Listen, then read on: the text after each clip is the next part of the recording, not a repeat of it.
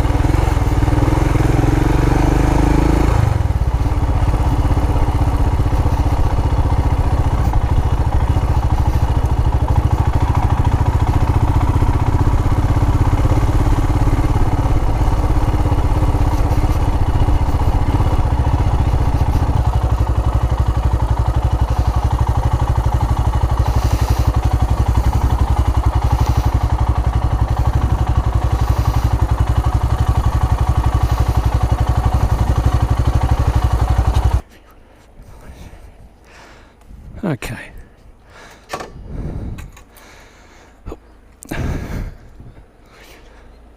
Oh. A little bit forward. So here we are, made it safely to the entrance of the Collingwood Children's Farm, and we'll throw up the drone and see what we see.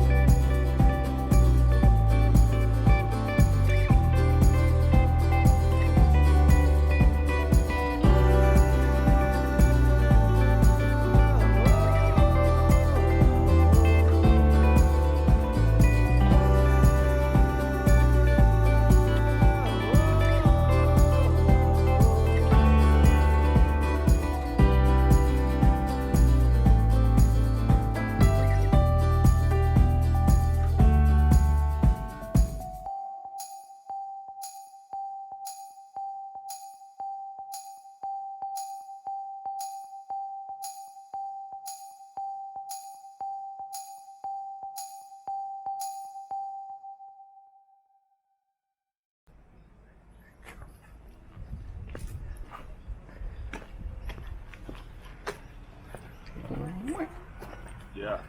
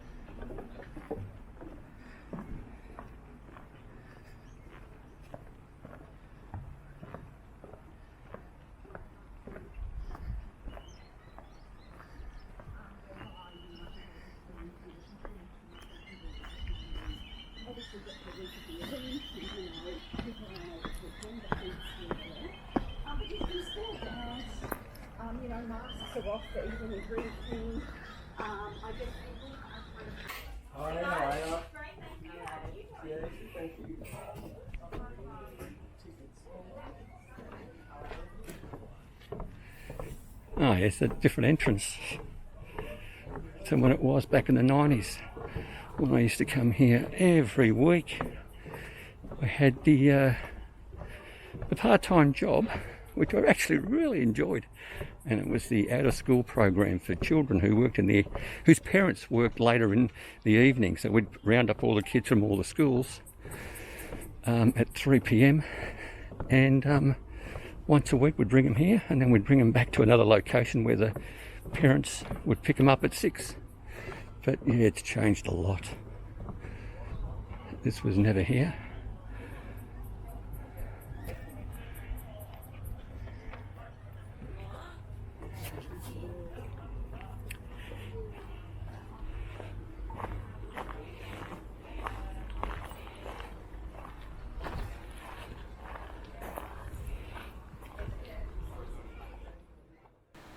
Just a quick note, you can actually access this cafe if you're just passing in the area.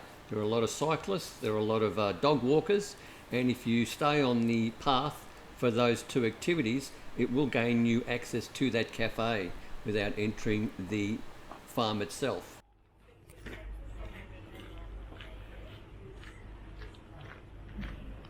Okay.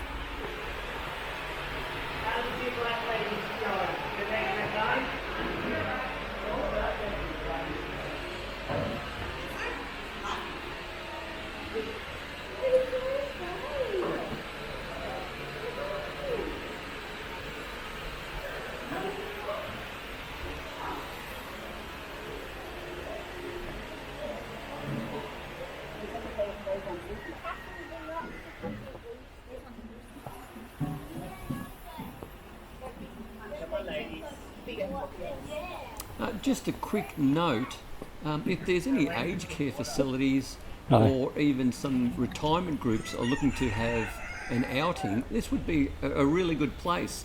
I do suggest you probably call the facilities here and just ask them what arrangements can be made. I do believe it is wheelchair friendly, but there is plenty of seating for those that need to catch their breath while they wander around.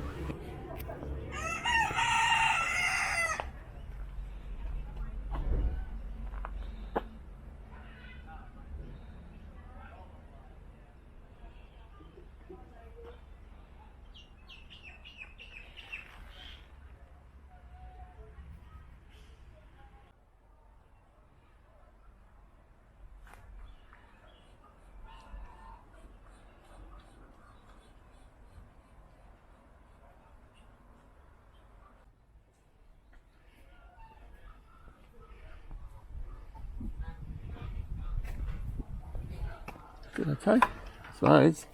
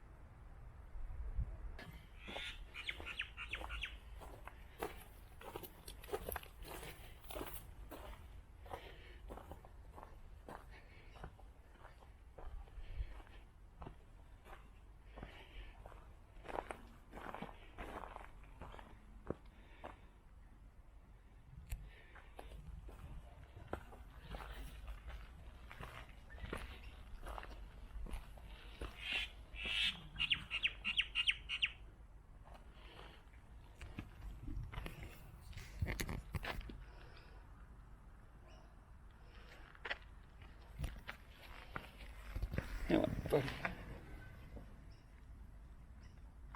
You gonna bite me?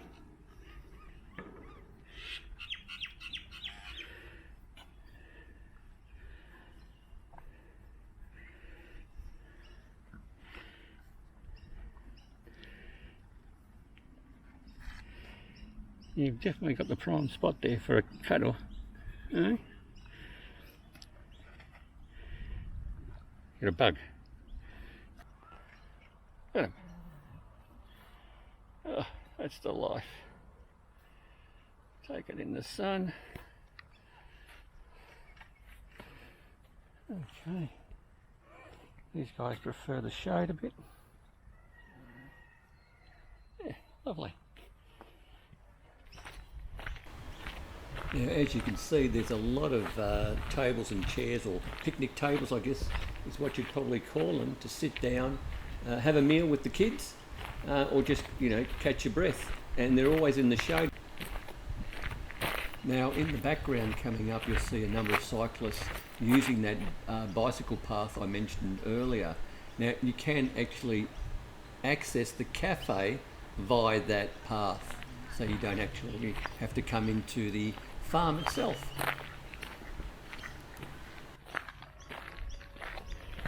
Got some sheep down there.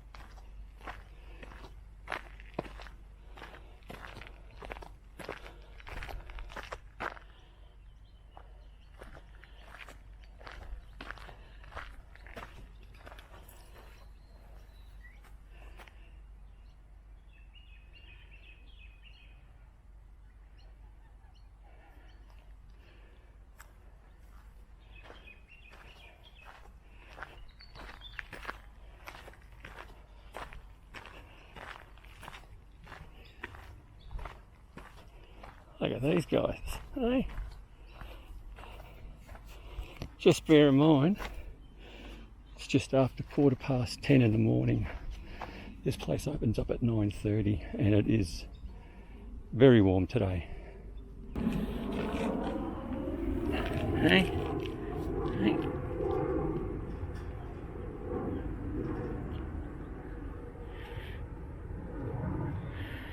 It's very hot today.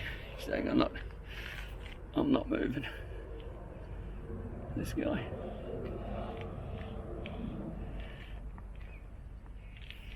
So yeah.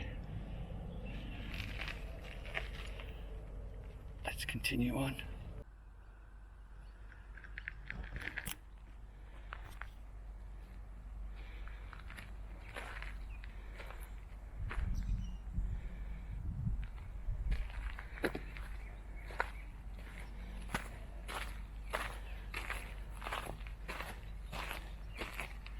What can we see here? No. Looks like an easy one. Definitely two horses. They seem quite small in stature.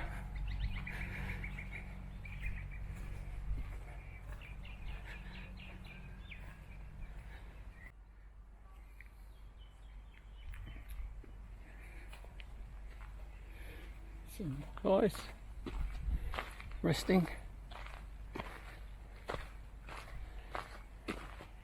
How are you, buddy? They really hug the shade.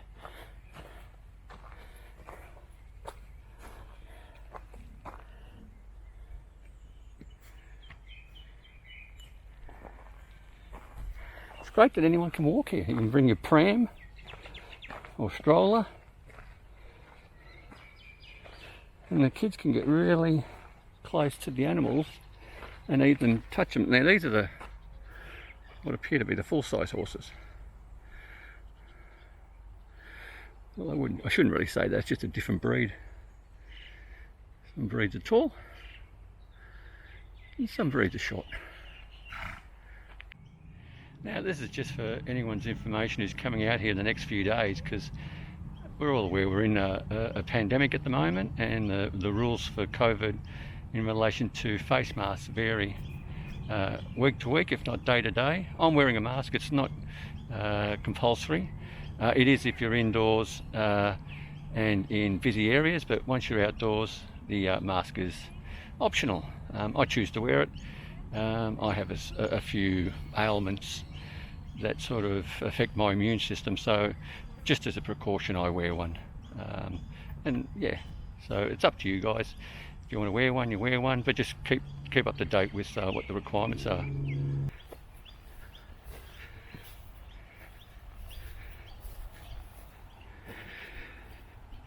As you can see, the wind, the tops of some of the trees are moving, but maybe not so much for the windmill to spin around. I'll have a closer look at that.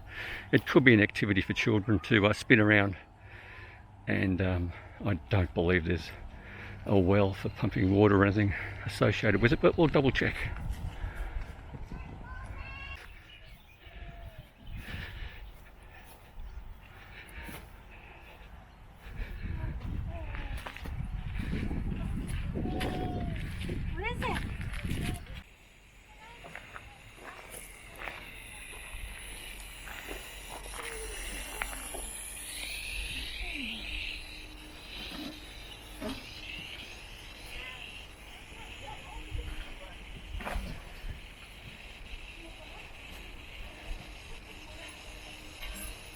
Look at the piggy. Look at the piggy.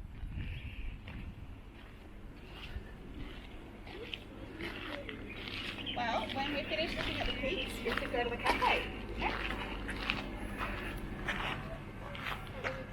You see that very shiny bird?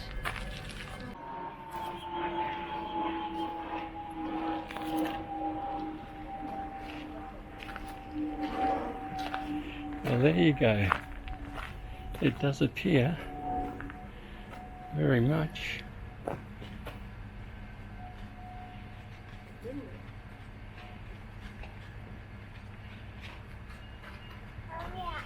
the windmill is connected.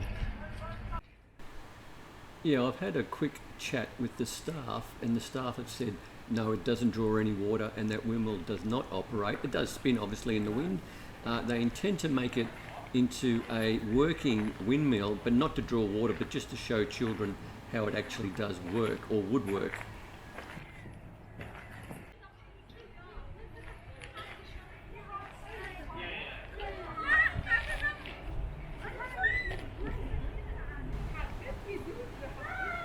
So here we are, we've had a quick walk around, and now I'll throw up the drone for the last time.